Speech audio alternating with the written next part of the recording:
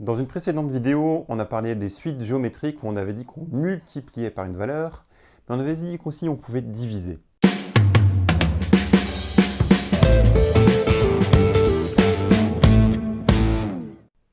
Je vous ai montré un exemple en multipliant, maintenant je vais vous montrer un exemple en divisant. Je vais prendre à peu près la même suite, je vais partir dans l'autre sens. Je commence par 486, puis par 162, puis par 54, 18, 6, 2. C'est le même exemple, hein, c'est la même suite, j'ai simplement pris les termes dans l'autre sens, je les ai inversés. Donc plus concrètement, pour passer d'un terme à un autre, cette fois-ci je divise par 3 et non plus multiplier, et je fais ça sur tous. Bon, l'exemple vous l'avez? On va essayer maintenant de réfléchir pourquoi cette suite n'est pas tout à fait géométrique dans le sens où je l'écris là. En réalité, c'est bien une suite géométrique, mais tel que je l'ai écrit, il y a une petite faute. Pour cela, on va commencer par parler des inverses. Qu'est-ce que l'inverse d'un nombre?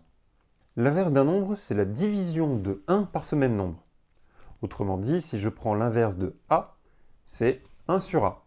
Tout simplement, l'inverse de A, c'est 1 divisé par A. À quoi nous sert l'inverse d'un nombre? Plus concrètement, si je souhaite diviser par A, ça revient à multiplier par 1 divisé par A, à multiplier par son inverse. Donc si je parle de manière un peu plus concrète, si je multiplie un nombre par une valeur, pour faire le retour et revenir à la même valeur initiale, il va falloir que je le multiplie par son inverse. On vous a souvent parlé de division, multiplication de l'inverse, c'est une division.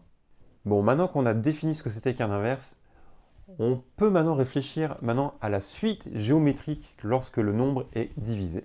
Donc si je reprends la suite où j'avais divisé par 3, c'est-à-dire 486, 162, 54, 18, 6 et 2, à chaque fois, plutôt que de diviser par 3, je vais multiplier par 1 tiers.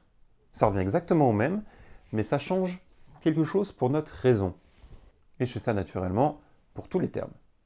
Et là maintenant, ça y est, on a une suite qui est géométrique. Ou tout du moins, on l'a écrit telle que doit être écrite une suite géométrique. Et du coup, dans cette suite géométrique, on a un premier terme qui est 486 et une raison qui est égale à 1 tiers.